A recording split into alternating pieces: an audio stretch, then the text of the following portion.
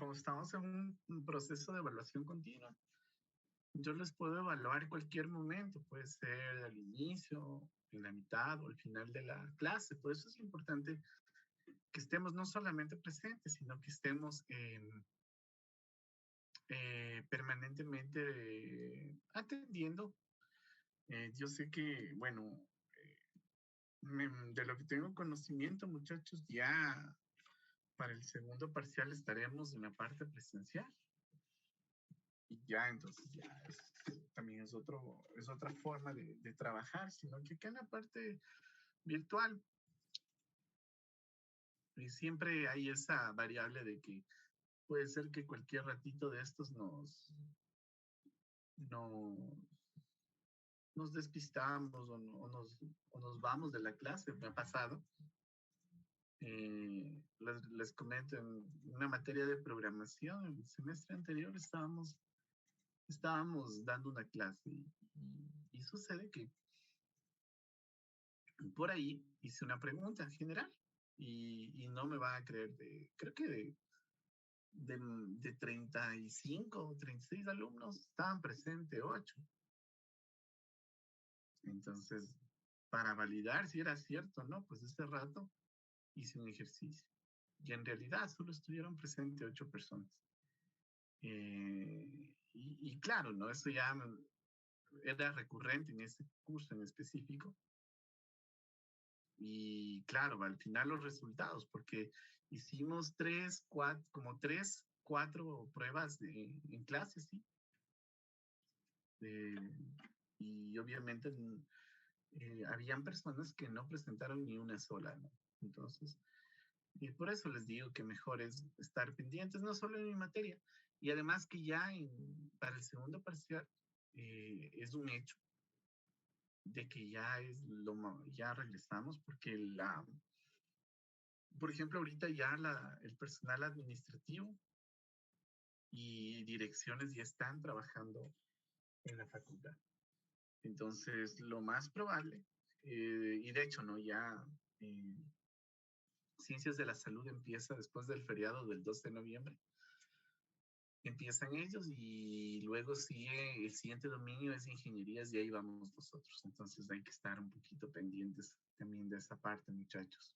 Hay personas que son de provincia, de otra provincia, que no vivan específicamente aquí en la provincia de Tungurahua.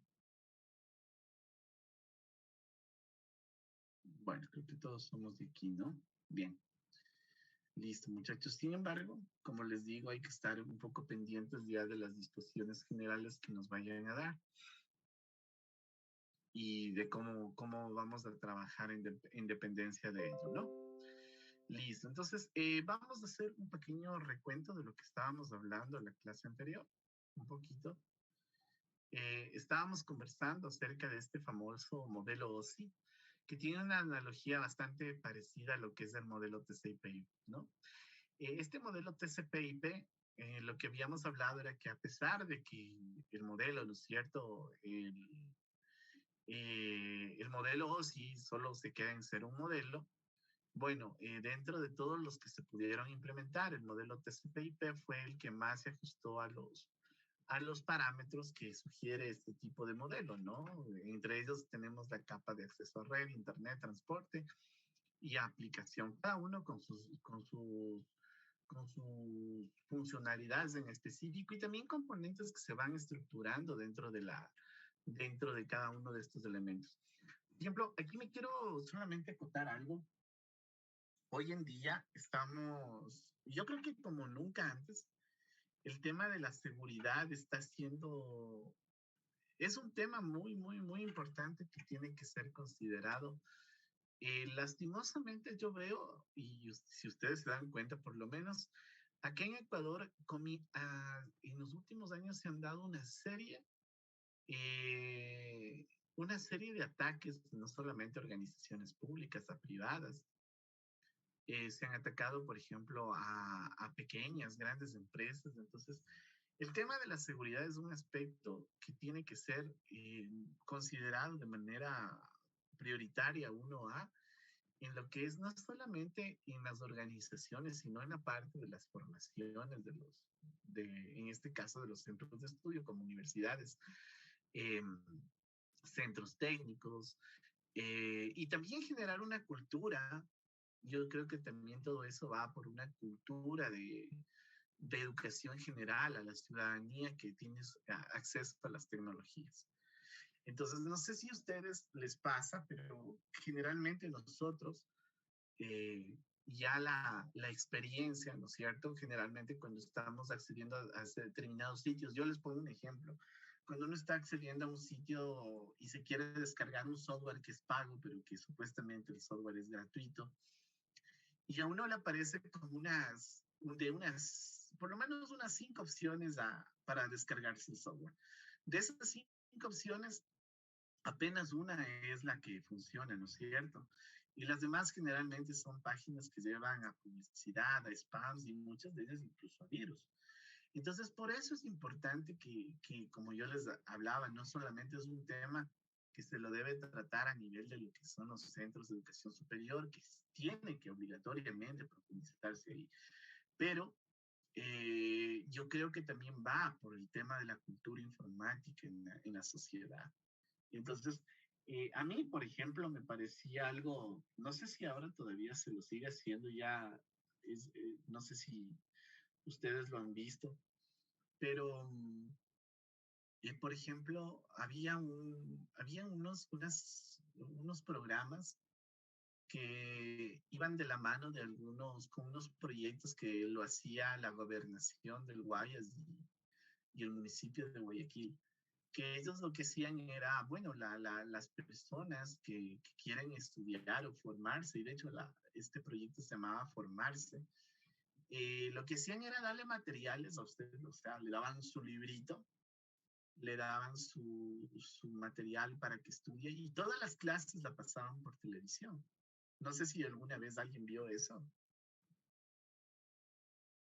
No sé si alguien alguna vez tuvo la oportunidad de verlo, que no estoy hablando más allá de cuántos años será, que eso no es mucho. A lo mejor que será unos pocos años atrás. Si no es unos 2 años, un año atrás, que eso, bueno, viene de algunos años atrás, pero lo interesante de todo eso es que a la gente le ayudaban a que se vaya formando en cierto tipo de temas.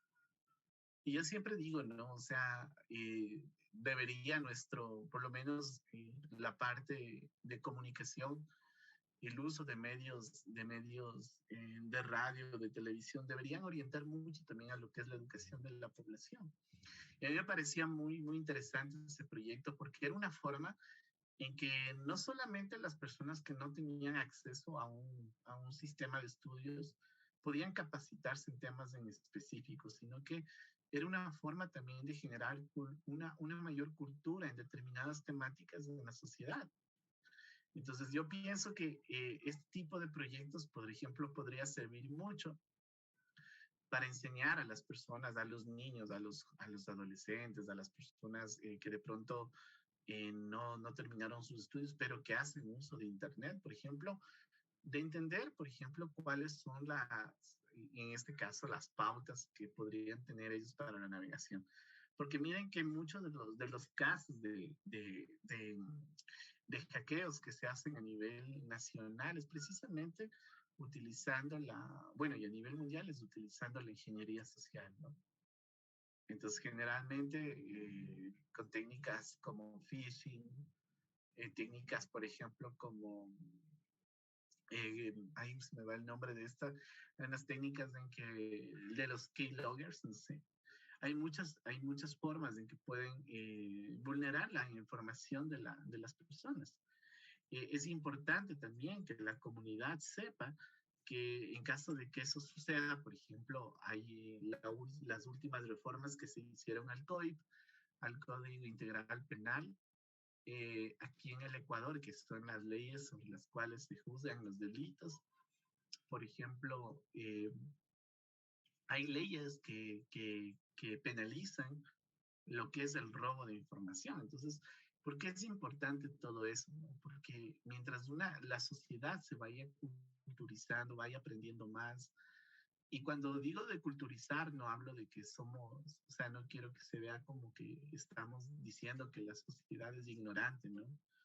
Y no, no, no. Estamos hablando de que hay temas que tenemos que profundizar como cultura, como sociedad.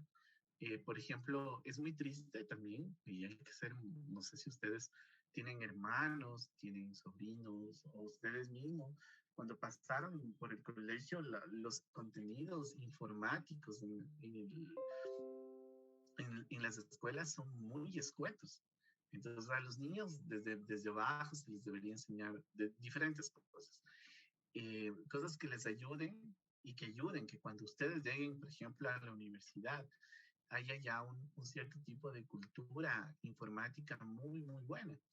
Y acá, por ejemplo, en la universidad, en las materias específicas, se debería hablar mucho también de este tema. De, por ejemplo, sé que en redes ustedes lo analizan, la parte de los componentes que se acoplan a cada una de estas capas, las funcionalidades, pero también verlo desde una perspectiva no solamente de usabilidad, sino también desde una perspectiva de seguridad, ¿no? Entonces, yo creo que esas van a ser cosas que van a ayudar mucho en este tema, porque el prejuicio actual por todos los temas de hackeo que han existido, no solo aquí, sino en todo el mundo, pero en Ecuador es una realidad tangible también, son pérdidas muy, muy considerables. Entonces, y se dice, no sé si ustedes eh,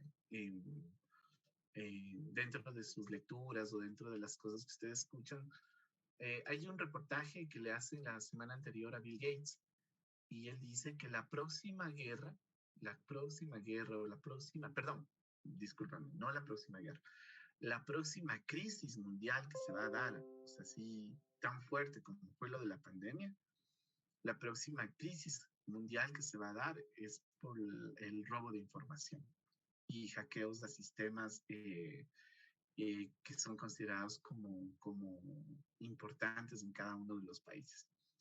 Entonces, muchachos, ahí hay que tener en cuenta este tipo de cosas. Hay que tomar en cuenta todo esto, hay que tomar en cuenta de que no estamos exentos de que en un momento dado suframos nuevamente un ataque como los que han venido suscitando. Y por eso es importante que nosotros en la parte formativa que tengamos, obviamente que estamos tratando de entender las estructuras funcionales de este tipo de modelos, pero es importante que entendamos de que debemos ir un poquito más allá, no solamente, digo, al aprender o estudiar una materia en específico, sino que ir viendo las cosas de una manera un poco más holística. Eso también va a ayudar mucho a encontrar diferentes tipos de soluciones que por lo menos hoy no se hablan ni se plantean. Y por eso es que también nosotros como sociedad vemos que, por ejemplo, en otro tipo de lugares, obviamente, porque existe todo un sistema que promueve este tipo de buenas prácticas, obviamente van tomando la punta de flecha en este tipo de soluciones. Entonces hay que estar muy pendientes de eso y obviamente tratando de ir, por ejemplo, buscando formas, medios de cómo nosotros vamos a ir complementando este tipo de conocimientos. Actualmente, yo les puedo decir por buena fe, hay muchas plataformas, hay muchísimas plataformas que ofrecen incluso cursos gratuitos. Entonces, no es una limitante hoy por hoy que nosotros, por ejemplo, no podamos acceder a capacitarnos. Ahí, de hecho, hay muchas plataformas gratuitas, Udemy, UDX, EDX, Platzi. Hay muchas plataformas que ofrecen cursos gratuitos y la parte de seguridad informática, de hacking ético, también se han convertido en temas súper importantes que van también de la mano con el tema de lo que es manejo y configuración de servidores, programación, etcétera. Entonces hay que tomar mucho en cuenta este tipo de elementos, muchachos. Asimismo, Hablábamos también de los paquetes. ¿Y qué es un paquete? Bueno, hablábamos de que un paquete es la forma más común en que el entorno informático hace uso para lo que es el envío de información en un ambiente de red, ¿no? Cada mensaje generalmente está dividido por segmentos y está dividido y colocado en paquetes, ¿no? Que es la unidad en la cual nosotros vamos a transferir información. En el paquete se contiene toda la información necesaria para construir el mensaje original. Entonces, este mensaje, debido a su tamaño y longitud, puede estar subdividido en diferentes paquetes que a la hora de emitirlos de un origen a destino, muchas de las veces estos paquetes no es que van a llegar en un orden cronológico o en un orden preestablecido al que se descompuso al momento de enviar el mensaje, sino que estos mensajes van a llegar en forma desordenada, pero tienen la capacidad para hacer referencia, ¿no? De que una vez que llegan a la parte del destino, estos elementos se puedan ir organizando, reorganizando para poder trabajar de una manera mucho más eficiente. Y el objetivo es que este mensaje sea exactamente igual al mensaje pues, que fue emitido. Por eso hablamos un poquito del tema, recuerdan de la diferencia entre tener un protocolo como el TCP/IP o en este caso el UDP. Cuando nosotros emitimos mensajes de un origen a destino, cuando trabajamos con TCP, pues lo que hace el protocolo TCP es tener una confirmación de que los mensajes en su totalidad llegaron hacia el destino. Cuando esto ocurre, eso significa de que el mensaje, el protocolo está tranquilo de que toda la información llegó. Cosa que no hace el UDP, ¿no? El UDP sencillamente envía, pero él no se toma la molestia de validar de que los mensajes finalmente fueron en este caso, recibidos, en este caso, por el destino. Por eso, un tipo de protocolo es orientado a conexión y el otro no. Por eso, un protocolo, a pesar de que sea orientado a conexión, es un poco menos eficiente que el otro, porque el otro simplemente emite los mensajes y no espera ningún tipo de confirmación por el lado del receptor. Entonces, estos paquetes que estamos haciendo referencia eh, tienen algunas partes, ¿no? Tenemos el encabezado, tenemos los datos y tenemos un bloque que está destinado a registrar errores en caso de que estos existiesen. Los encabezados de cada parte del protocolo, dice, de cada capa del protocolo a partir de los datos de la capa de enlace, y los datos también forman parte de la aplicación actual, ¿no? De lo que nosotros estamos remitiendo. ¿Cuáles son los elementos que vamos a encontrar dentro de este esquema? Bueno, vamos a tener la dirección de fuente o de origen, vamos a tener la dirección de destino, vamos a tener el número del mensaje, eso nos va a servir para que cuando llegue el mensaje allá sepan, cuando lleguen los paquetes sepan a qué mensaje pertenecen, el número del paquete, en cambio este número me va a servir para al final ensamblar, ¿no es cierto?, en un orden lógico, los paquetes que forman parte del mensaje tienen una sección orientada al reconocimiento y a la información de control, que viene a ser la parte lógica en este caso del paquete, ¿no? La parte binaria que vamos a tener ahí. Tenemos el segmento de datos y obviamente el bloque de control que les había mencionado. Cuando los paquetes llegan a la capa de enlace de datos, son entramados en un marco, lo que se conoce como trama, donde se adiciona un bloque de errores. Como les había mencionado, nos sirven en este caso. Sí, se está compartiendo, porque no puedo ver la pantalla. No se está compartiendo. No, Inge. Pero avísame, chicos, perdón. Es que pensábamos que no era sobre eso. Chicos, discúlpenme, por favor, perdón. Bueno, voy a regresar acá. Solamente quiero enseñarles cómo va la estructura del mensaje. Como les decía, El paquete se divide en el encabezado, los datos y el bloque de control. Una vez que estos elementos pasan la capa de enlace de datos, se los estructura en una trama y a esto se les añade lo que es el bloque de control de error. Eso, por ejemplo, cuando se suscita algún cierto tipo de error en el envío de un paquete, pues esta información se va a retroalimentar en dependencia del error que se haya presentado, ¿no? Algunos estándares tienen formatos en específico al momento de nosotros enviar, ¿no? Entonces aquí lo importante es entender que al momento de enviar estos paquetes vamos a tener una transferencia, ¿no? Que va a ser tanto horizontal como vertical entre las diferentes capas y entre los diferentes equipos a los cuales nosotros estamos remitiendo. Otro aspecto importante que se debe tomar en cuenta en las aplicaciones distribuidas son las redes de banda ancha. ¿Cuál es el propósito? El propósito es de proporcionar un servicio de transporte para cualquier tipo de aplicación. La red de banda ancha apoya el servicio, por ejemplo, a temas como el servicio telefónico, de video, de datos, compras a distancia, aplicaciones Kafka, dentro de las más importantes, ¿no? Algunas definiciones para la tecnología de banda ancha se les puede definir como cualquier capacidad, cualquier sistema de alta capacidad que va a permitir un sistema de transporte multimedia. También se le conoce como una red que utiliza tecnología de alta frecuencia como mecanismo de transporte de tráfico de usuarios. También se le puede conocer como cualquier red que opere por encima del intervalo de la frecuencia de 0 a 4 kHz. Y cualquier red que opere arriba de una tasa primaria de ISDN de 1.54 megabits por segundo, ¿no? En Norteamérica o de 2.0 megabits en lo que es Europa.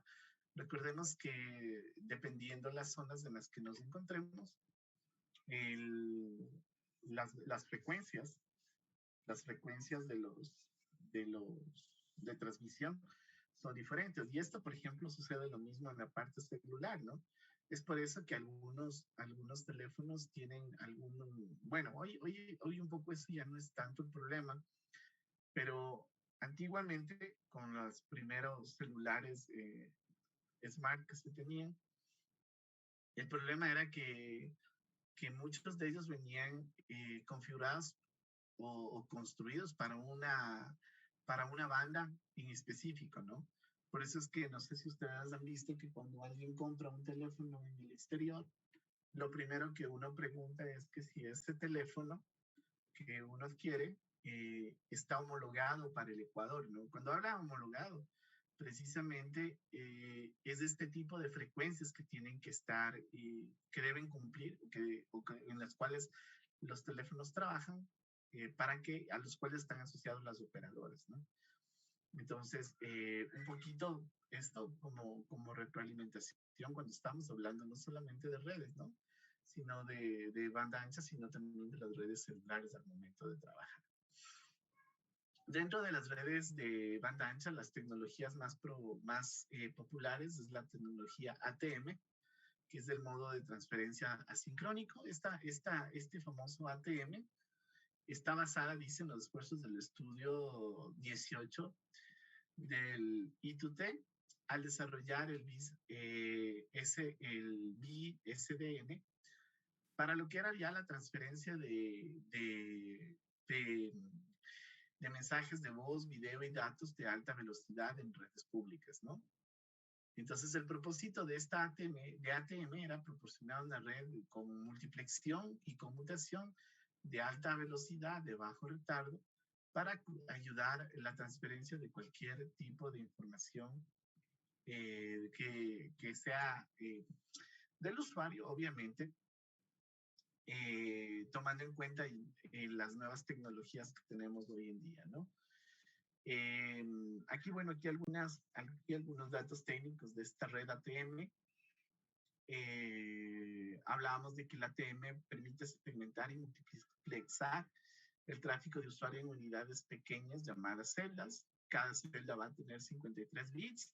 de los cuales 5 están reservados en el encabezado de la celda y 48 para los datos, ¿no? Es más o menos del entramado de lo que nosotros hablamos hace un minuto de los paquetes. Cada celda, en este caso, se identifica con identificadores de circuitos digitales contenidos dentro del encabezado. Y asimismo, otra de las tecnologías que van de la mano son las redes inalámbricas, ¿no? Que si nos vamos dando cuenta, las redes inalámbricas cada vez han tenido mayor comercialización. De hecho, muchas de las empresas que actualmente y muchas de las organizaciones, el otro día conversábamos con personas que están ligadas un poquito a este tipo de negocios y bueno, ven cómo precisamente por la capacidad que tiene este tipo de tecnologías, como el tema, por ejemplo, de los famosos cableados estructurados han ido disminuyéndose, ¿no? En el mercado considerablemente. Cuando hablamos de redes inalámbricas, también estamos hablando de ese fenómeno de que millones y millones de personas se encuentren conectadas, ¿no es cierto?, de manera simultánea a diferentes tipos de aplicaciones, utilizando una diversidad amplia de dispositivos en diferentes tipos de plataformas, ¿no? Entonces, este fenómeno que tienen las redes inalámbricas, en verdad, constituyen, ¿no?, un nuevo modus operandi de lo que es la comunicación cuando estamos hablando, ¿no es cierto?, de la implementación de aplicativos.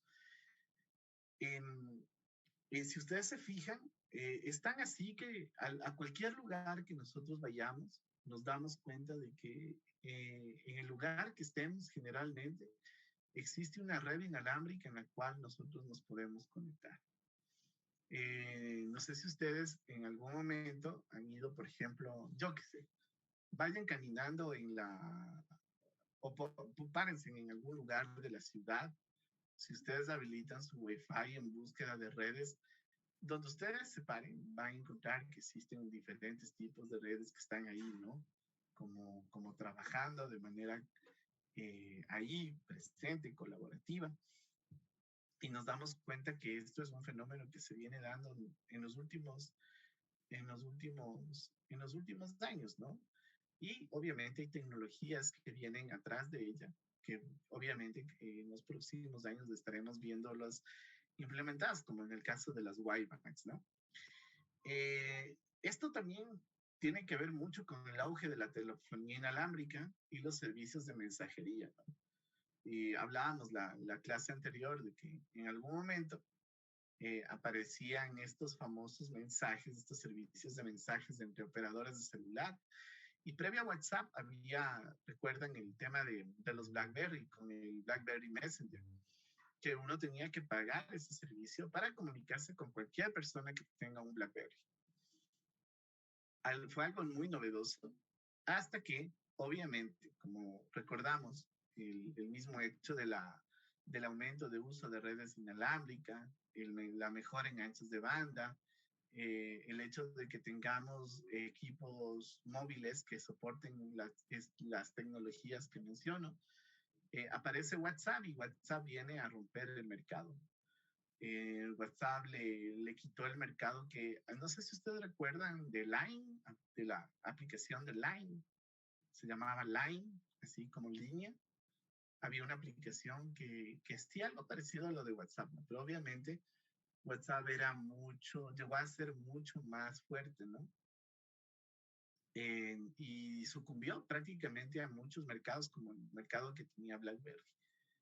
Y la diferencia y por qué murió fue precisamente porque, primero, la tecnología de los sistemas operativos que tenemos en Android eran mucho más robustos que el sistema operativo de BlackBerry. Segundo, que el costo de este servicio era totalmente gratuito para un teléfono que tenga Wi-Fi, ¿no es cierto? Y bueno, y la tercera es que también la incapacidad de reaccionar que tuvo BlackBerry en su momento. BlackBerry tuvo la oportunidad de hacerlo, las cosas diferentes, ¿no? De abrirse, de ponerlo gratuito, pero no lo hizo y vino alguien como WhatsApp y ya sabemos del desenlace de todo esto. WhatsApp ahora, por ejemplo, es una de las empresas que, bueno, fue adquiridas por Zuckerberg y obviamente el costo de compra de WhatsApp no lo conozco, pero lo que sí sé es que la persona que lo vendió ahorita debe estar ya viviendo sus mejores días, ¿no? Totalmente feliz con tremenda cantidad de dinero, por lo menos desde ese lado. Pero sí, importante las cosas que se pueden ir construyendo. Y les digo esto porque, o sea, nosotros no estamos lejos, o por lo menos esa es la intención de, de que podamos ir también nosotros inmiscuyéndonos en ese terreno. Hace unos 15 días, un compañero de ustedes de la carrera de sistemas, jovencito, así, todo súper responsable el muchacho, me indicó, me hizo una propuesta para ser el director de su tesis. Cuando comenzamos a revisar el tema, el chico ya ha venido trabajando más o menos 2 años en su proyecto y primero investigando, ¿no? Pero lo que él está haciendo es una aplicación que es así, es algo parecido a Open English, pero el profesor no es una persona, es detrás de eso hay inteligencia artificial y es un compañero de ustedes, ¿no? Actualmente él ya tiene un beta publicado en el App Store y en el Play Store. Y solamente por el número de descargas las propagandas que ven en su aplicativo, su compañero está ganando aproximadamente $40 al día. O sea, les comento. ¿Por qué les digo esto? Porque, o sea, yo pienso que, miren, ahí están las oportunidades, ¿no? Y es importante ver cómo de a poquitos vamos viendo que los compañeros están ahí, ¿no? Aprovechando estas oportunidades de las TICs que están ahí, eh, aprovechando las cosas que se pueden utilizar y nada más que preparándonos de una manera, pero persistente, ¿no? Y eso es bueno porque, digo, si alguien que está 4 niveles, y me refiero a semestres, ¿no? Más arriba de ustedes está haciendo de una manera, lo está haciendo bien, súper bien. Entonces tenemos ya ahí un punto de referencia donde nosotros también podemos estar apuntando en los próximos semestres, en los próximos años, como parte de este proceso de formación. ¿Ok? Listo. No sé si tienen alguna pregunta o alguna inquietud, por favor.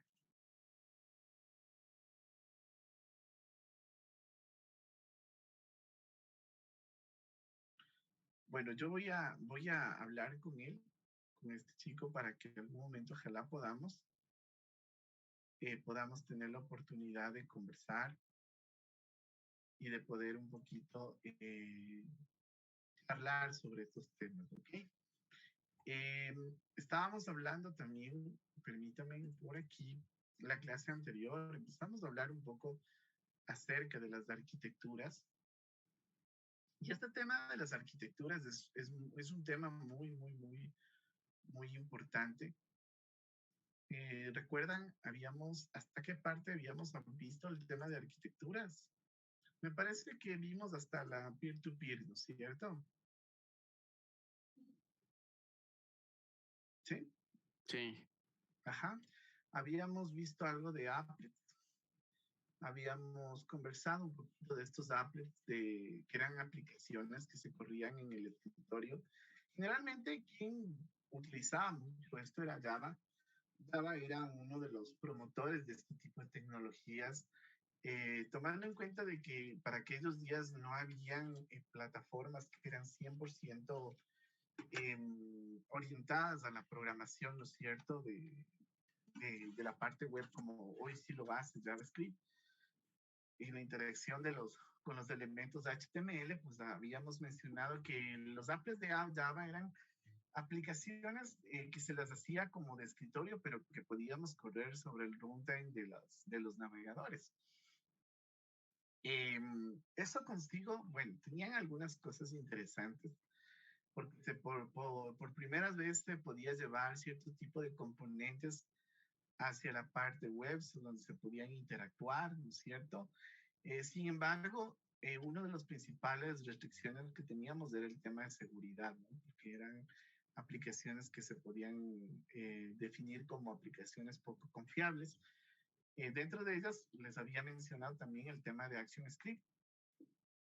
Por ejemplo, el tema de ActionScript fue un problema porque si bien en la parte visual, la riqueza visual de los aplicativos eran importantes, pero con el tiempo eso también comenzó a ser algo contraproducente porque habían muchos filtros de seguridad hacia las aplicaciones. Entonces, en un momento dado les había mencionado, HTML5 evolucionó tanto y de tal forma que lo que hizo fue un poco relegar todo lo que se hacía en Flash al punto en que se lo deprecó totalmente, ¿no? También los applets fueron cambiando. Hoy, por ejemplo, hay una nueva tecnología, no sé si les había mencionado, que se llaman los famosos WebAssembly. ¿Han escuchado acerca de eso? Sí. Ya, entonces, ¿qué hacen los WebAssembly, no? De hecho, los WebAssemblies es una tecnología que fue propuesta por Mozilla. Mozilla fueron aquellos que comenzaron a promover esto de los WebAssembly. Y, y lo importante, lo interesante de esto fue que estos WebAssembly vienen a hacer algo parecido a lo que antes decía Java. Pero ¿cuál es la diferencia, no? Que no eran como programas que se embebían, ¿no es cierto?, dentro del esquema del HTML, sino que el WebAssembly lo que hace, como su nombre dice, es un ensamblado, es una DLL que corre sobre la configuración del navegador. Entonces eso hace que hoy en día, por ejemplo, tenemos algunas tecnologías para poder construir eso, pero una de ellas es sin duda Blazor, ¿no? Y Blazor viene con bastante fuerza. Blazor viene siendo muy, muy, muy estable y viene haciendo cosas súper interesantes. Al menos aquellos que tenemos conocimientos en Java, en C Sharp, verlo funcionar es muy, muy, muy interesante, atractivo, porque hacen cosas que de pronto, ¿no? Si lo quisiéramos hacer con JavaScript directamente, nos tomaría mucho más, bueno, la curva de aprendizaje sería mucho más amplia, necesitaríamos de más componentes, de muchos más elementos para poder cumplir con eso. Así que si es que les interesa, pueden revisar esto que se llama Blade. Y acá, o si no, lo buscan como WebAssembly, ¿ok? Y si lo buscan como WebAssembly, lo van a encontrar de una manera muy general. Como les decía, es un proyecto generado, en este caso, por Mozilla, ¿no? Y de este WebAssembly se deriva Blazor, que Blazor es perdón, acá, aquí, Blazor, ¿dónde estás? Blazor. Eh, perdón, es que me parece que está completa. Blazor, eso, perdón. Blazor, esta es la opción de WebAssembly que le da a .NET para trabajar. Algo interesante de esto, como les había mencionado, es que aquí nosotros podemos interactuar, miren, directamente con un código de servidor aquí. Y al fin y al cabo, lo que hacen es tener referencias de los métodos que se programan en la sección del código sobre el HTML. Es algo así súper interesante. Si ustedes han programado Angular, Vue o React, es algo muy parecido, pero es mucho más práctico. Entonces, ahí les dejo eso para que puedan revisar y de pronto lo puedan analizar. Habíamos hablado un poco de los clusters también. Habíamos hablado de que un clúster hace referencia a un conglomerado de computadoras que trabajan de manera colaborativa, ¿no es cierto? Emulando ser un solo equipo. Habíamos hablado de que en los clústeres es el resultado de varias tecnologías entre las cuales teníamos, ¿se acuerdan? Los microprocesadores de alto rendimiento, redes de alta velocidad, software de cómputo distribuido y obviamente aprovechar las potencialidades que nos da ahora, ¿no es cierto? El hardware con el cual nosotros podemos involucrarnos y trabajar. Habíamos hablado de que teníamos algunos servicios importantes que podríamos obtener a partir de la utilización de estos clústeres. Y entre ellos tenemos, ¿no es cierto?, lo que son los clústeres de alto rendimiento.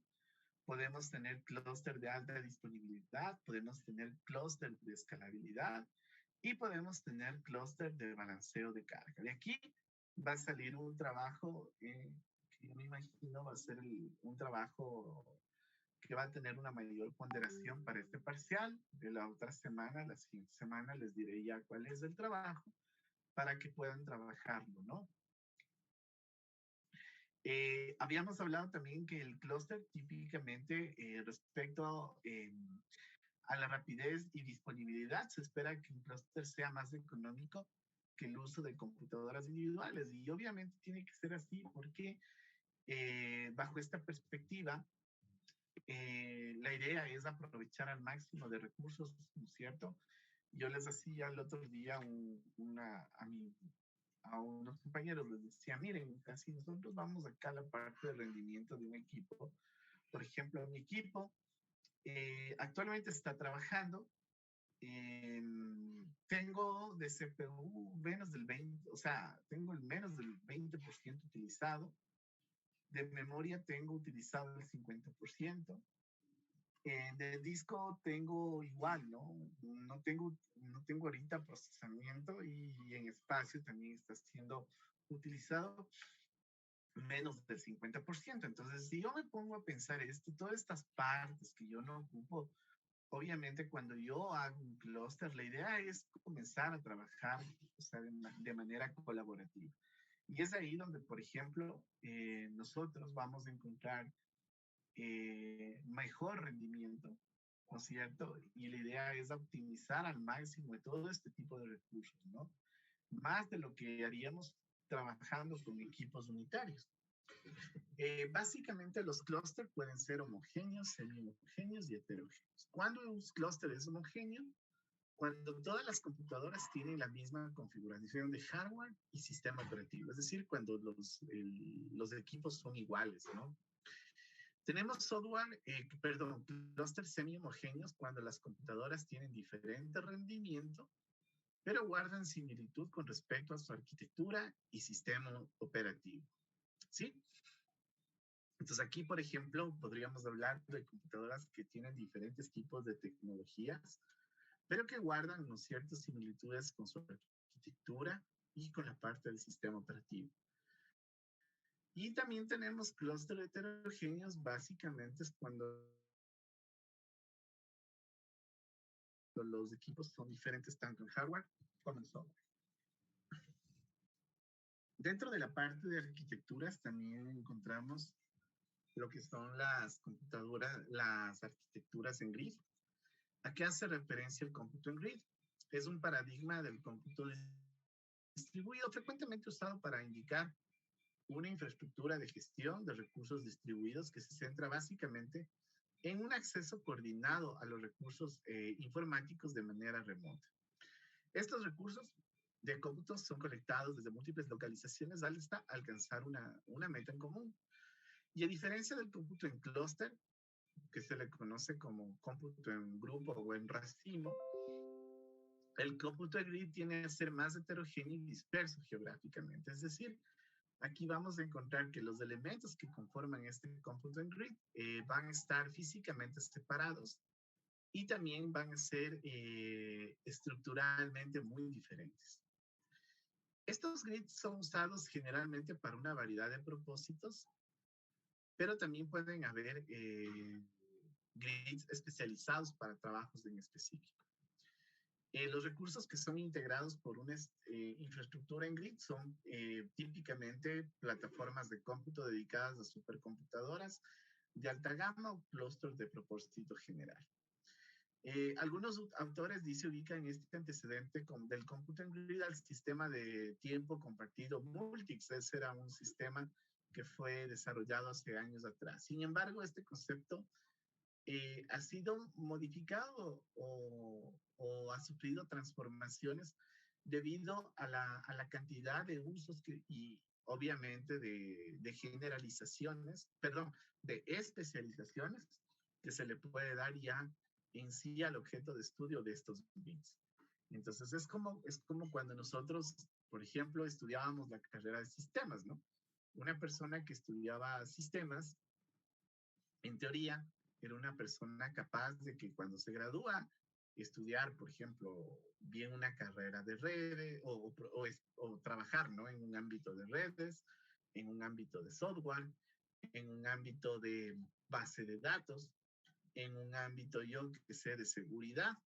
Pero luego, por ejemplo, ¿no? Con los años se iban dando cuenta que a medida de que pasaban los años, a medida de que los temas también se iban convirtiendo en temas mucho más profundos, entonces ya no bastaba con ser ingeniero en sistemas. Entonces comenzaron a aparecer carreras, por ejemplo, de especialización. Por ejemplo, en Quito, en la nacional, ustedes tienen la carrera de sistemas, o había, ¿no? Hoy había la carrera de TIC y software como acá, pero también se comenzaron a formar los primeros ingenieros en redes, ¿no? Entonces ya la parte profesional y la administración de redes requirió de un nivel, de un expertise mucho más amplio. Entonces, igual acá, ¿no? Como les mencionaba, en un inicio este sistema Multics era considerado como un sistema en grid, pero a medida que la computación y los conceptos iban siendo más profundos, obviamente esas bifurcaciones que se tenían en cuanto a la parte conceptual también hacían que estos sistemas ya no encajen dentro de los esquemas que inicialmente fueron preconcebidos. ¿Qué beneficios tenemos en el cómputo en grid? Bueno, primero, la explotación de recursos infrautilizados, ¿no es cierto? Tenemos también la capacidad de CPUs paralelos, es decir, tenemos la capacidad de procesar con diferentes procesadores de diferentes geolocalizaciones, realizar o tratar de ejecutar una misma tarea. Tenemos los recursos virtuales y organizaciones virtuales para la colaboración. Tenemos acceso a recursos de múltiples objetivos. Tenemos el balanceo de recursos, algo importantísimo, especialmente cuando tenemos altas cargas de procesamiento. Tenemos temas de fiabilidad, es decir, la capacidad de que mi sistema no solamente que sea estable, sino que permita también tener principios que me permitan salvaguardar de mejor manera la información. Tenemos una mejor gestión de infraestructuras de TI al tener esquemas de organización mucho más grandes y que se las pueda realizar de manera distribuida. La conceptualización del cómputo grid se muestra en la siguiente forma. Obviamente tenemos varios equipos que tienen diferentes, por ejemplo, discos, memorias, CPU, ubicación física, pero que pueden tener diferentes tipos de clientes al momento de acceder a la información. ¿Okay? Incluso podemos tener, como yo les decía, un cliente que puede estar accediendo de manera simultánea a un equipo que esté de pronto procesando datos de manera colaborativa con otro, ¿no? Y ahí viene el hecho de la parte de lo que es la computación en paralelo. Tenemos acá entra un tema importante que es la arquitectura de capas, que es una de las arquitecturas mayormente utilizadas, o por lo menos que son muy referenciadas en lo que es el tema de desarrollo de software. Esta arquitectura resulta, dice, familiar en los sistemas distribuidos y está relacionado mucho con la abstracción. ¿Por qué con abstracción? Porque al momento en que nosotros segmentamos en partes funcionales las actividades específicas de cada parte de mi sistema, entonces yo tengo la capacidad de que esto es como, esto es como un rompecabezas, no como un rompecabezas, esto es como una organización muy dinámica, ¿no? Al momento en que yo necesite separar una de sus piezas y al tener claro cuáles son las funcionalidades, pues para mí va a ser mucho más sencillo tomar una parte de esta, poderla modificar y obviamente adaptarla en otra o poner otra pieza que cumpla las mismas funcionalidades, ¿no es cierto? En cuanto a nivel de interfaces, pero que internamente puede hacer algo sumamente diverso.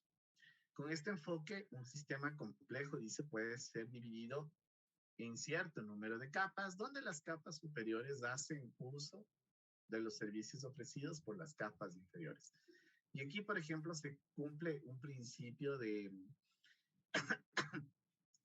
comunicación adyacente, porque cuando nosotros tenemos un esquema en capas, cualquier capa que forma parte de estos elementos solo puede comunicarse con el elemento adyacente a ella. Es decir, yo no puedo establecer una comunicación de una capa a un nivel diferente que no sea el adyacente. De esta manera, dice, una determinada capa ofrece abstracción de software sin que las capas superiores o inferiores a esta deban estar al tanto de los detalles de implementación. Es decir, cuando nosotros trabajamos con este modelo de trabajo o este modelo de arquitecturas, técnicamente lo que nosotros hacemos es separar lógicamente en partes funcionales. Y lo que yo les había dicho, perdón ahí lo que está medio chueco, es que la funcionalidad de una capa, ¿no es cierto? En este caso, de la capa 1, vamos a decir la 2, la 3 y la capa 4, cada una de estas capas solamente tiene la capacidad de relacionarse con su capa adyacente. Es decir, la 4 solamente se podrá comunicar con la 3 con la 2 con la 1. Yo no puedo hacer esto, decir la 1 se va a comunicar con la 3, porque eso ya rompe el principio de lo que es un manejo de arquitectura en capas. Otro punto importante que debemos tomar es la abstracción de cada una de ellas. ¿Qué tal si yo en este esquema, les pongo un ejemplo, se me ocurre que en la capa número 1 nosotros estamos a este nivel estamos relacionándonos, por ejemplo, con una base de datos. Entonces, y esta base de datos para mí, por ejemplo, es una base de datos Oracle, una base de datos que ustedes manejan. Pero ¿qué ocurre si mañana pensemos que esta base de datos de Oracle era una base de datos la más baja, la estándar, digamos, que me permitía almacenar, yo qué sé, hasta unos 2 gigabytes de tamaño. Pero mi negocio ha crecido tanto que yo lo que necesito en este momento es reemplazar por una base de datos Postgres, es decir, yo necesito acá traerme otra base de datos, ¿ok? Yo necesitaría aquí, bueno, esto nos vamos a abstraer, esto yo necesito quitar esta base de datos de Oracle, pero el tema es qué va a pasar con mi arquitectura. Entonces, cuando hablamos de una arquitectura en capas, lo ideal es que esta capa que yo tengo aquí en el nivel inferior esté abstraída de tal manera que cuando yo la retire y venga acá y ponga una nueva capa, en este caso va a ser la capa de datos que va a manejar Postgres, y esta nueva capa se va a llamar 1', por ejemplo, ya no es la misma que la anterior. Esto tiene que seguir funcionando. Cuando hablamos de capas abstractas, significa que esta capa 4 ni se entera de que la 1 cambió. Esta ni se entera, o sea, ya, ni se inmuta. Lo mismo esta capa 3 ni se inmuta. Y la capa 2 lo único que va a hacer es nuevamente solo tener una referencia hacia la nueva capa que tenemos. Pero la parte funcional de 2 tampoco cambia. ¿Sí estamos claros? ¿Sí está clara ahí la idea?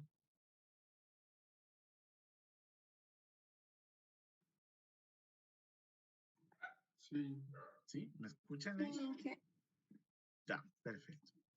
Entonces, esto debemos tener claro. ¿Por qué? Porque cuando nosotros estamos haciendo sistemas, a veces ocurre, a veces ocurre que pensemos que esta cajita de aquí es nuestro sistema y por aquí ponemos la lógica de acceso a datos, por acá ponemos la lógica de negocio, por acá ponemos, se me ocurre, la datos negocio, por acá ponemos la parte de presentación mezclado con todo esto. Y el tema es que por acá ingresa un nuevo participante que se llama servicios. Y servicios dice, bueno, o sea, yo me tengo que comunicar con datos y el rato que yo le ponga aquí a comunicarse con datos, pues todo está hecho un champús, un chaulapán, ¿no? Aquí todo el mundo se relaciona con todos, aquí no hay lógica. Este es un sistema monolítico. Entonces, esto hace que cuando hablábamos, recuerdan ustedes de la mantenibilidad de software, esto hace que mi software, ¿no? Digamos que esta fue la curva de esfuerzo hasta tener mi software terminado. Digamos que aquí empiezo otro desarrollo. Lo ideal es tener algo como esto, ¿no? Una nueva curva que esté así, o incluso más pequeña, porque no voy a empezar desde todo. Pero el tema es que cuando yo manejo este tipo de programación, y ya la mantenibilidad de mi software empieza a ser exponencial y se multiplica costos, recursos, tiempo, pero precisamente porque no se maneja esto desde un concepto un poco más holístico, ¿no? Y esa es la idea, que acá nosotros, cuando estemos trabajando, cuando estemos utilizando o estemos proponiendo una arquitectura para lo que son mis sistemas, obviamente en la estructura capas, en la arquitectura capas, el tema de la abstracción es algo fundamental. Es importantísimo. ¿Ok?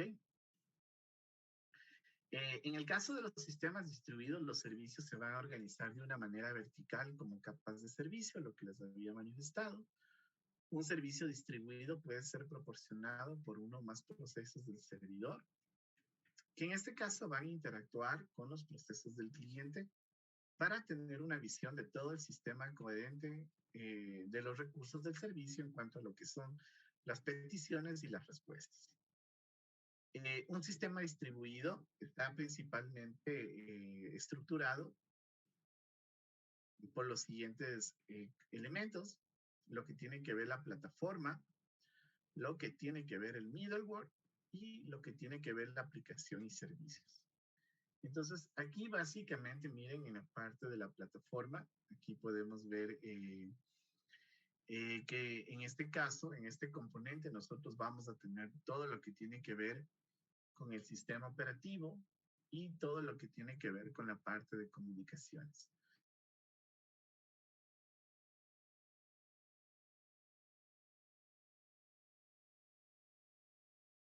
Y la plataforma va a contemplar, ¿no es cierto?, las capas de más bajo nivel, que en este caso son la parte del sistema operativo y la parte de redes de comunicación. Luego tenemos una parte intermedia, que es el middleware, y tenemos también la parte de aplicaciones y servicios que van a ir sobre el sistema. Como les había dicho, esta es la capa de nivel mucho más bajo. Este tipo de capas de bajo nivel van a proporcionar, dice, las capas superiores los servicios necesarios para que las capas de más alto nivel puedan operar, ¿no es cierto?, con los diferentes elementos. Algunos ejemplos de plataformas, por ejemplo, tenemos sistemas operativos como Linux, Windows, Solaris, macOS, entre los más importantes. En cambio, el middleware es un software que en este caso tiene la función principal de enmascarar la heterogeneidad del sistema distribuido para proporcionar, dice, un modelo de programación conveniente a los programadores de aplicaciones. Es decir, esta capa lo que nos va a permitir es enmascarar, encapsular todas esas cosas diversas que vamos a tener de la capa de la plataforma y nos van a dar, por ejemplo, un elemento común para nosotros poder trabajar. Dentro de los más utilizados tenemos, por ejemplo, middleware tenemos, por ejemplo, a Corva, tenemos a Java RMI, tenemos los elementos de COM, tenemos los SOAP, REST, JSON, y yo le incluiría aquí incluso un middleware, por ejemplo, el .NET Framework, que el .NET Core, por ejemplo, son plataformas, son middlewares, que me abstraen de qué sistema operativo yo utilizo. Simplemente, al momento de implementar, ¿no es cierto?, mis aplicaciones, ellos van a brindar todos los servicios necesarios de soporte para que todo esto funcione. ¿Ok? Y finalmente tenemos la capa de aplicaciones y servicios, que en este caso son las prestaciones que ofrece el sistema distribuido a los usuarios. Aquí vamos a encontrar ya las aplicaciones web, las aplicaciones móviles, los servicios que estén implementados, ¿no es cierto?, dentro de una arquitectura, etc. Y vamos a hablar del middleware, porque creo que es un tema muy importante. Estos middleware en la primera generación de los sistemas distribuidos, todos estos servicios eran proporcionados y eran programados a medida en función de los equipos que eran desarrollados por cada uno de los fabricantes. Por ejemplo, y tal es así que servicios de acceso a bases de datos, impresión, transferencia de archivos, tenían que ser desarrollados por las principales aplicaciones. Bueno, esto va quedando un poquito obsoleto, ¿no es cierto?, en el tiempo. No el middleware, sino la forma en cómo se hacía, debido a la forma que en el tiempo comienzan a aparecer estándares que me permiten establecer este tipo de comunicación. Y ahí es donde surge, ¿no es cierto?, este tipo de servicios que son como elementos intermedios entre los sistemas operativos, entre las tecnologías, entre las plataformas y también entre las aplicaciones. Entonces, el middleware viene, ¿no es cierto?, como una capa intermedia que viene a suplir esa necesidad de comunicación que no disponíamos hasta el momento a la hora de intercambiar datos, ¿no es cierto?, en dependencia de la plataforma con la que trabajamos. Por eso se dice que el middleware es un conjunto de servicios que van a permitir distribuir datos y procesos a través de un sistema de multitarea, una red de área local, una red remota o a través del Internet. En este caso, los servicios del middleware, se clasifican en dos grupos grandes, los servicios de desarrollo y de administración. Dentro del objetivo principal del middleware es conseguir la transparencia en los sistemas distribuidos.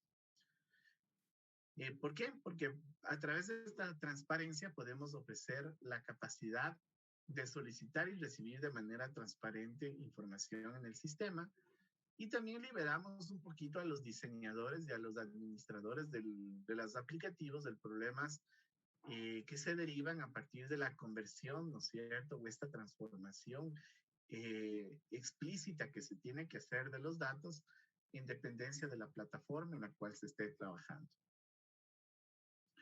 En la práctica, el middleware es representado por procesos, ¿no es cierto?, o en este caso, en un conjunto de equipos que interactúan entre sí para implementar la comunicación de intercambio de información. Las abstracciones generales que se dan a nivel del middleware a las diversas actividades de comunicación, como la invocación del método remoto, la comunicación de un grupo de procesos, la notificación de eventos, la recuperación de objetos de datos compartidos entre los equipos cooperantes. Son elementos entre los más importantes que se los puede hacer en tiempo real.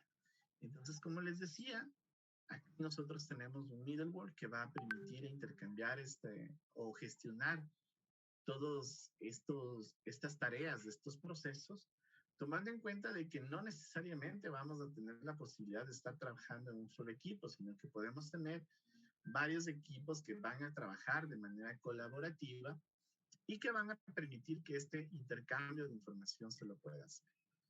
Si recuerdan, tenemos en la primera capa todo lo que tiene que ver con las redes de interconexión y el sistema operativo, el hardware en el que estemos trabajando. Y entre esta capa de hardware y de software, nosotros tenemos el middleware que nos permite establecer esta especie de facilitador a la hora, ¿no es cierto?, de intercambiar información, de enviar paquetes, de enviar solicitudes de conexión remota, entre otros casos, ¿no? Entonces, tomemos en cuenta que aquí los middleware cumplen una función muy específica e importante dentro de lo que es la configuración de los sistemas eh, distribuidos. No sé si tienen alguna inquietud o alguna pregunta hasta el momento, por favor. ¿Hay alguna pregunta? No, Inge. Dígame, por favor. Perdón, ¿me quería consultar algo?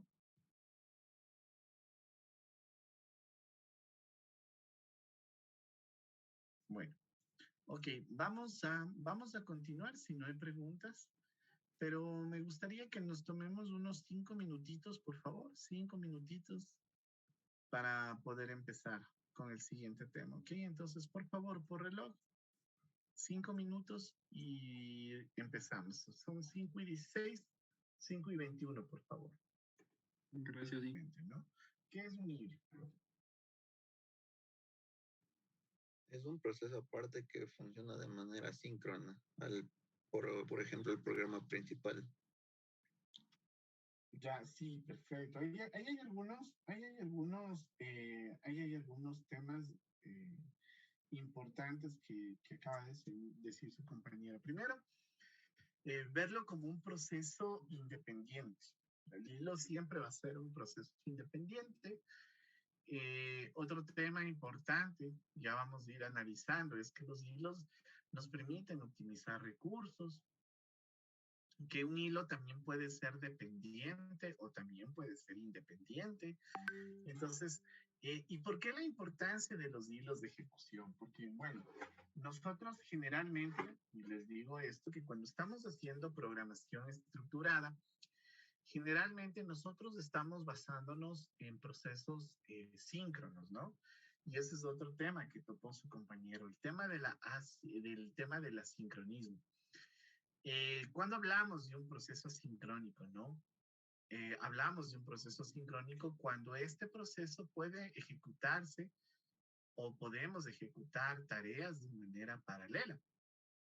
¿Y cuál es el beneficio de eso? Yo les comento en algún momento en la experiencia profesional que tenía, en algún momento me tocó llegar a trabajar en un proyecto que lo había desarrollado una empresa española aquí para una entidad pública. Y estos conceptos de multiprocesamiento, de programación paralela, no estaban implementados en este sistema. Este sistema lo que hacía era un análisis de la parte catastral de una ciudad. Les pongo un ejemplo, el ejemplo más claro, Riobamba. Tomaba toda la imagen catastral de todos los predios urbanos de Riobamba, ¿no es cierto? Y lo que hacía era procesar y calcular, por ejemplo, ¿cómo se llama este impuesto? El impuesto predial que se tenía que pagar. Esto se lo mandaba a correr el 1 de enero para tener los valores a cobrar en este caso, a los contribuyentes durante todo el año, ¿no? Especialmente en los primeros meses. El sistema, como no estaba programado de manera síncrona, el sistema, por ejemplo, empezaba a correr como necesitaba de la parte geográfica para poder trabajar. Eso se lo hacía en Esri. Y al momento de mandar a ejecutar el programa, la carga transaccional del programa era tan alta que el programa, por ejemplo, en un computador normalito, se demoraba aproximadamente, chicos, en ejecutarse 20 horas. ¿Cuál era el problema? El problema era que nosotros como programadores, para poder trabajar, por ejemplo, si en alguna parte, digamos, del mapa georreferenciado, ¿ya? Les voy a poner un ejemplo para que me entiendan Digamos, este era el mapa de Riobamba, ¿no? Entonces, digamos que era algo como esto, así, ¿no es cierto? Esto era todo Riobamba con sus predios urbanos y todo eso.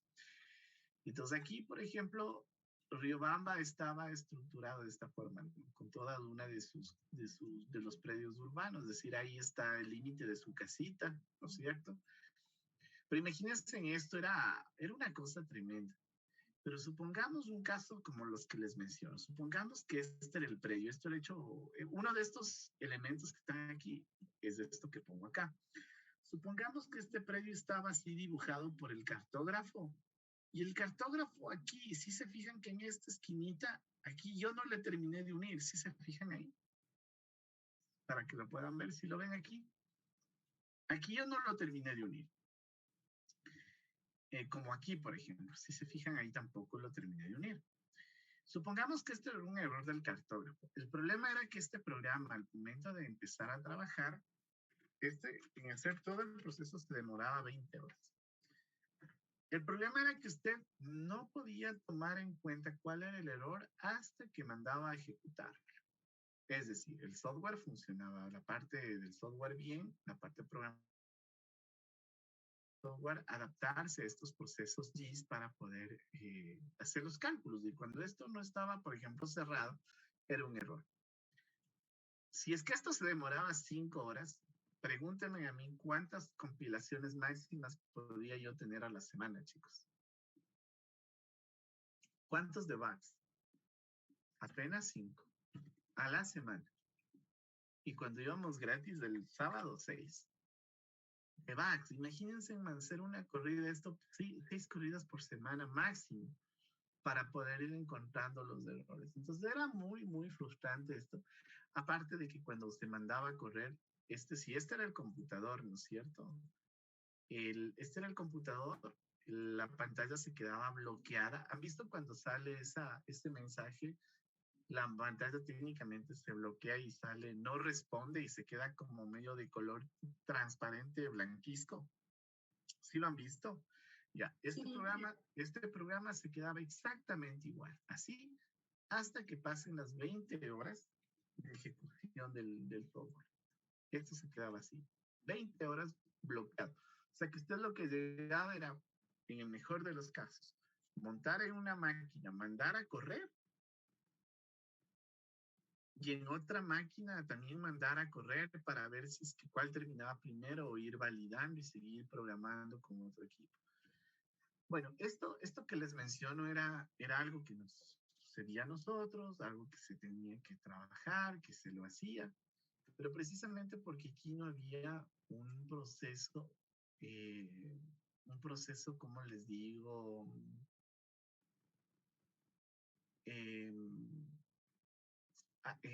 No había un proceso asíncrono y no habían hilos que me permitan ir llevando esto. En el tiempo, ya cuando aprendimos a entender el programa y a manejarlo, lo que hicimos fue precisamente eso, ¿no? Se trató de que el proceso que les acabo de mencionar sea una tarea, un hilo, y por otro lado, todos los errores que íbamos teniendo, íbamos desplegando aquí. O sea, que de manera que si es que algo pasaba, la retroalimentación de los errores de esto, incluso nos generaba un archivito aparte con el número de este lote o de la referencia geográfica de este archivo para poder ir a validarlo, porque ni siquiera eso nos brindaba el sistema. Algo muy complejo, porque recuerden que nosotros teníamos aquí muchas ciudades que teníamos que mandar a correr.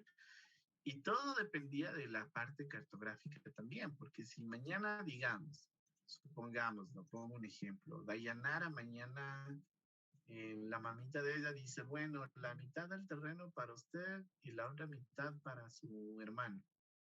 Esto era un cambio ya aquí, o sea, era un cambio aquí en el sistema, era un cambio que se tenía que contemplar y técnicamente esto tenía que también el software entender de que teníamos que hacer ese cambio.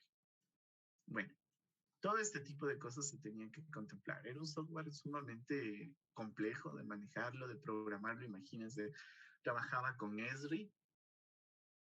Y bueno, entonces el tema es eso, ¿no? Cuando nos encontramos en la vida real con situaciones como esas, es que nosotros decimos, bueno, ¿y por qué de pronto cuando estábamos en la universidad no nos enseñaron a programar de esa forma? Entonces aquí vamos a tratar de hacerlo por lo menos en una horita. Trataré de explicar cómo lo vamos a hacer. Entonces, para poder que ustedes me entiendan lo que vamos a hacer, para la siguiente clase necesito, por favor, que tengan instalado el Visual Studio Community. ¿Ok? Ustedes van a venir acá y van a venir a Visual Studio Community. Bueno, parece coincidencia, muchachos, pero el día de hoy, como les había dicho al inicio de la clase, fue el lanzamiento del Visual Studio 2022. Entonces, para aquellos que no tienen instalado en sus equipos el Visual Studio, pueden descargárselo desde acá. Para los que tienen el 2019, no importa, pueden trabajarlo ahí. No pasa nada. ¿Sí? Les digo esto para que de una vez, como luego vamos a ver en la parte, vamos a ver otros temas relacionados a la parte de servicios. En servicios vamos a utilizar este IDE, entonces si quieren, de una vez instálenlo, ¿no? Si de pronto quieren trabajar en el Visual Studio Code, también pueden trabajarlo ahí, pero de preferencia, si es que, aquí permítanme, no, ya el preview ya pasó, ahorita ya está en la versión final. ¿Okay? Entonces, si usted quiere descargar el IDE, desde el día de hoy, desde las 12 del día, se habilitó ya la descarga definitiva de este. Entonces, pueden descargarlo y yo les indicaré. No tenemos que hacer una instalación completa, solo necesito lo básico, ¿no? No quiero nada de juegos, nada de móvil, nada de, por el momento, nada de inteligencia de negocio, nada de multiplataforma, Netcore sí, nada de WPF, nada de eso, solamente lo básico, chicos. Si de pronto no está claro cuando digo que es lo básico, por ejemplo, yo tengo aquí la versión 2019 todavía, y creo que no la voy a cambiar hasta que terminemos el semestre porque por cualquier cosa quiero mantenerla hasta validar que todas las aplicaciones que tengo corran en la nueva versión. ¿Qué es lo que tienen que ustedes instalar? Pues bueno, déjenme aquí, creo que es por aquí. Sí, aquí. A ustedes les va a aparecer algo muy parecido a esto. A ver, veamos si puedo. Ah, y aquí está. A esto. Entonces, miren, yo tengo instalado todo, obviamente, por temas de investigación y todo eso. A ver, por favor, tomen apuntes. De estas primeras partes, si es que usted quiere, instale solo esto. Esto sí le instalamos. Estos dos de aquí. No vamos a instalar y Azure Development, no. O sea, si es que por lo que yo necesito, si usted quiere instalar, ya eso ya va por su cuenta. Este sí lo vamos a instalar, este no, y este de pronto no por el momento. Si usted quiere instalarlo, esto es para desarrollo móvil, lo instala. Pero de todo este primer grupo, solamente este de aquí y este de aquí. Estos tres, ¿no? Los demás no son necesarios. ¿Ok? Ya le tomen captura de pantalla. Voy a los siguientes. A ver, permítanme acá. Listo. A ver, me quedé en el universal, ¿no? Este tampoco de aquí. Ok, este tampoco de aquí. A ver, ¿cómo retomo?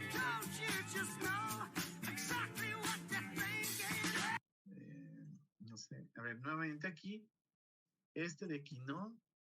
Unity no. Este no. Este no. A ver, este. No, este sí, perdón. Este sí.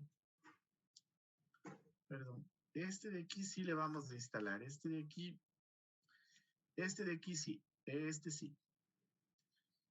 Este no. Este no. Este no. Ya, de aquí de todo este grupo, solo el que dice Data Storage and Processing, ¿no? Ya. Y finalmente, acá al final, no sé si tengo dos más. Ya. De estos dos de aquí, el Linux si quieren, pero no es necesario. Este sí, instalen. Este sí lo pueden instalar. ¿Ya? Listo. Eso es todo lo que necesitamos de instalar. Miren que la mayoría de elementos no necesitamos de instalarlos. Entonces, en el nuevo Visual Studio acá, les va a aparecer las mismas opciones y solamente seleccionamos eso. Nada más, por el momento nada más, porque luego, bueno, vamos a tener que hacer algunas otras cosas. Pero con respecto a esto, nada más, muchachos. Si ya lo tiene instalado, muy bien, pero si no lo tiene, ya sabe lo que tiene que instalar para la siguiente clase. Entonces, vamos a hablar de hilos. Los hilos básicamente se diferencian de un proceso normal. Es que los hilos permiten compartir los mismos recursos del programa que las contiene. En tanto, los procesos obviamente tienen que ser trabajados o manejados de manera separada su código, ¿ok? Se pueden identificar hilos de dos tipos de flujo. Tenemos los hilos de flujo único o los hilos de flujo múltiple. En el primer caso, cuando son únicos, en este caso el programa va a utilizar únicamente el hilo para controlar la ejecución, ¿ok? En cambio, cuando los hilos son múltiples, en este caso, se utilizan varios contextos de ejecución para poder realizar el trabajo que necesitan desempeñar. En cambio, en un sistema multihilos, cada tarea se inicia y se termina tan pronto como sea posible. Esto facilita la entrada de datos en sistemas en tiempo real, especialmente si estos datos provienen de diferentes fuentes. En un programa multihilo se tiene el hilo principal del programa en ejecución, quien a su vez tiene otros hilos o tareas paralelas en ejecución. ¿Cuál es el ejemplo más claro de esto? Por ejemplo, muchachos, les voy a hacer un ejemplito aquí, rapidito. A ver dónde está. Aquí. Esto es un sistema multihilos. Miren, revisemos lo que dice aquí. Perdón. Permítanme por acá. Lo que dice acá la parte teórica, dice que el sistema multihilo, ¿no es cierto? Un programa multihilo se tiene el hilo principal del programa en ejecución, quien a su vez tiene otros hilos o tareas paralelas que se están ejecutando. Por ejemplo, supongamos, aquí internamente tenemos un programa multihilo. Aquí hay un hilo principal que se está ejecutando.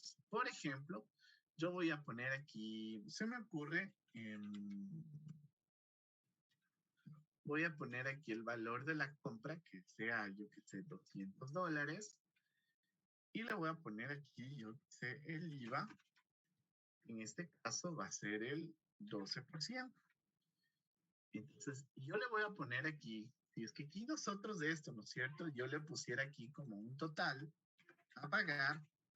Acá la fórmula prácticamente, ¿no es cierto? De esto, yo le voy a poner aquí, ¿no es cierto? Total, o pongámosle aquí así mejor, subtotal, pongámosle aquí el IVA, démosle este IVA de aquí mejor así,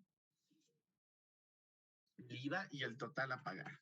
Entonces aquí viene el tema. Supongamos que aquí yo digo el subtotal, el valor de la compra es 200. Entonces, perdón, insertar. Este va acá. Este va acá. Eliminar. Ya. Entonces, por ejemplo, ¿cuánto es el IVA de 200? ¿Cuánto es?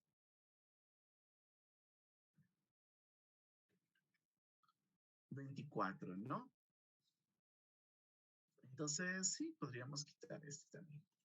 Y acá yo le pongo el total, va a ser igual a este señor más el valor de aquí. Ya, piensen en algo. Acá internamente, aunque esto lo hemos hecho todas las veces, pero nunca lo habíamos visto desde esta perspectiva. Yo tengo aquí, ¿no es cierto?, mi aplicativo. Yo tengo aquí mis valores. Tengo un hilo principal que está corriendo. Y a partir de los cambios que yo haga aquí, por ejemplo, si yo aquí no le digo 200, si yo le digo aquí 500 y yo bajo, si se dan cuenta, esto es algo que lo hemos hecho siempre, ¿no?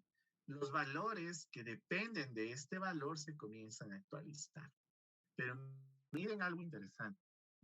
Esto es exactamente lo que hace Excel cuando está trabajando con este programa multihilo. Él tiene un hilo principal de ejecución y el momento en que él identifica que se involucran varios elementos en esa fórmula y un valor de estos se modifica, automáticamente se disparan otros hilos paralelos para poder hacer la actualización de los valores. Mi hilo principal, mi función, cambio de valor y automáticamente, miren, estos son los hilos que al momento de yo cambiar se desencadenan dentro del hilo principal de mi programa. Este, por ejemplo, a pesar de que sea un ejemplo sencillo, es un ejemplo muy claro de cómo un programa multihilo trabaja en tiempo real. Un hilo se define como una secuencia única de control de flujo dentro del programa. Y este programa puede hacer más de una secuencia de control o hilos internos. Un hilo es una parte del programa que se ejecuta independientemente de los demás. Eso es importante porque nosotros podemos tener hilos, como les decía, que van al momento de que inicia un proceso o al momento en que es solicitado por petición, automáticamente van a empezar a correr estos elementos. El hilo se considera como la unidad de código más pequeña que se puede ejecutar en un entorno multitarea. Los hilos le permiten al programador escribir programas más eficientes. En este caso, maximiza el uso de los recursos del CPU y los tiempos. ¿Por qué maximiza el uso de los recursos? Yo les había mostrado hace un minuto el de tareas de mi equipo y veíamos que por lo menos el 80% de los recursos en procesamiento, disco, y el 50% de la memoria yo no estaba utilizando. Entonces, al momento de comenzar a trabajar con hilos, vamos a darnos cuenta de que ese proceso puede ir mejorando considerablemente en dependencia de las necesidades. El uso de hilos es valioso en entornos interactivos de red, ya que van a permitir la sincronización,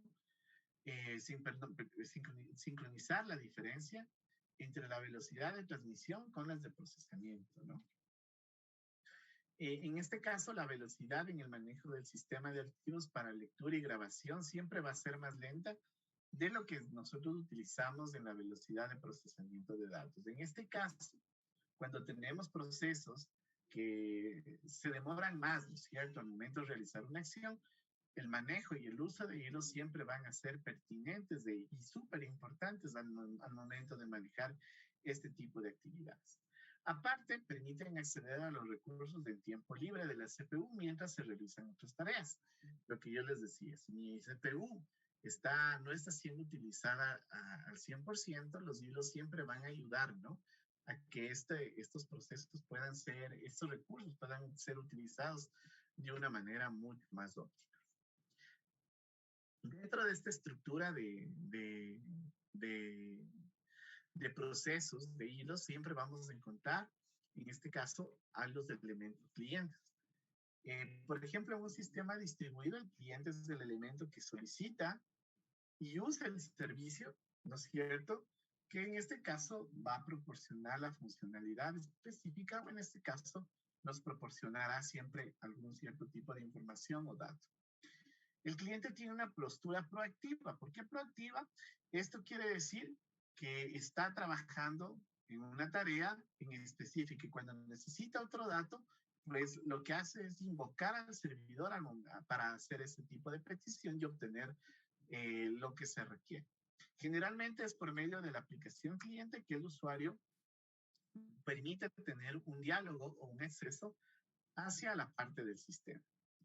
El usuario generalmente lo que realiza, el usuario realiza el diálogo vía interfaz gráfica, ¿ok? Nosotros, el usuario, siempre para poder interactuar en este caso con el lado del servidor, lo que le vamos a proporcionar es una interfaz con la cual se va a poder comunicar con el servidor, hacer la petición, el servidor procesará el requerimiento y obviamente todo esto solventado por el medio de comunicación, que en este caso va a ser los entornos de red, sean alámbricos o inalámbricos, que utilicemos para que estos puedan establecer comunicación. Y así como tenemos los elementos clientes, también tenemos los elementos servidor. El servidor es el elemento que en este caso va a proporcionar la funcionalidad o servicio en el sistema distribuido. Este se caracteriza porque siempre está o forma parte o es el elemento que permite, ¿no?, compartir datos, compartir recursos, funcionar como un cierto tipo de servicio, entre otro tipo de funcionalidades. Generalmente se considera que un servidor tiene una posición reactiva. ¿Por qué reactiva? Porque siempre va a estar trabajando en respuesta a las peticiones que siempre continuamente va a estar estableciendo el cliente como parte de los requisitos de información. Cuando el servidor recibe la petición, procesa y va a enviar la respuesta al solicitante, que después va a quedar nuevamente inactivo en espera de una petición. Es decir, él va a tener un tiempo en el cual recibe la petición, va a intentar responder esa petición o la va a tratar de gestionar. Y una vez que le emite, nuevamente se queda en un estado de espera para que de pronto el mismo cliente u otro pueda hacer una nueva petición hacia el lado del servidor. En un sistema, el modo de ejecución de un servidor es continuo, ya que al iniciar, al arrancar el sistema, generalmente, ¿no es cierto?, arranca de manera proactiva, o también este servidor puede inicializarse bajo demanda en función de los requerimientos que tengamos por el lado del cliente. Un servidor básicamente va a tener dos modos de arranque, lo que habíamos mencionado, estático, dinámico. Es estático, por ejemplo, cuando el servidor arranca como parte general del inicio del sistema, o es dinámico, como les había mencionado, cuando este arranca, y sucede cuando un servidor es activado por un proceso cliente que solicita, en este caso, los servicios. Los servidores también forman parte importante del middleware que habíamos mencionado hace unos minutos, que forman parte de la estructura de un sistema distribuido. Es decir, en la configuración general del sistema distribuido, cuando hablábamos del middleware, internamente lo que nosotros, como yo les había manifestado, ahí vamos a tener también parte de ellos son los servidores, porque ellos van a ser los encargados de recibir peticiones, de interactuar con las funcionalidades y procesos del sistema operativo y de esa forma poder interactuar de manera activa con las peticiones del cliente a través de las aplicaciones de presentación. Entre las características fundamentales de los servidores se destaca que pueden ser primero reusables y luego que se pueden relocalizarlos. Es decir, nosotros podemos utilizar un servidor para múltiples propósitos, para múltiples aplicaciones, y también el tema de la relocalización, es decir, que este equipo puede no solamente que geográficamente trabajar de manera hiperactiva, sino que también tiene, cuando hablamos especialmente, por ejemplo, de elementos como, por ejemplo, la virtualización, estos servidores tienen la capacidad de migrar físicamente, incluso entre los diferentes discos que forman parte del storage al momento de almacenar los datos. Los servidores pueden ser usados en diferentes tareas, entre las que pueden destacar, por ejemplo, servidores de bases de datos, servidores de archivos, servidores de impresión, servidores de correos, podemos tener un servidor de aplicación, los servidores de programas, tenemos servidores de bases de datos, tenemos servidores de fechas y horas, tenemos servidores multimedia, tenemos servidores transaccionales Y tenemos aquí los famosos y conocidos servidores web, ¿no? Entonces, aquí también nos vamos a encontrar con otro tipo de elementos importantes y que forman parte de todo este core de elementos que van a formar parte del esquema de lo que son, en este caso, los servidores. ¿Ok? Entonces, a ver, faltan 5 minutos, vamos a quedar aquí porque ya me imagino que después de esta hora tienen clases, ¿no es cierto? Sí. Sí, sí. Ya, entonces vamos a dejar, vamos a respetar esos 5 minutos de cambio de aula, entonces vamos a quedar aquí. Nos quedan ver todavía algunos temas. A ver, y yo les voy a poner, ustedes tienen la tarea, ¿no es cierto? La tarea que es para este viernes. Como este viernes no tenemos clases, vamos a poner, el viernes les habilito una nueva tarea que sería para el próximo lunes, es decir, para de hoy en 8. Entonces ahí les voy a dejar una tareita. Con eso, en la próxima semana terminamos este tema y estaríamos trabajando con la parte de las próximas unidades. Les voy a publicar los materiales para que por favor los puedan leer. Y con eso, muchachos, pues ya faltando 5 minutos para las 6, me voy a despedir. Y bueno, muchachos, que tengan una buena tarde, éxitos y bueno, estén pendientes de la plataforma porque ahí les tendría que asignar la tarea del día viernes. Gracias, chicos. Gracias, ingeniero. Gracias. Gracias, hasta luego. Hasta luego. Entonces, hasta luego.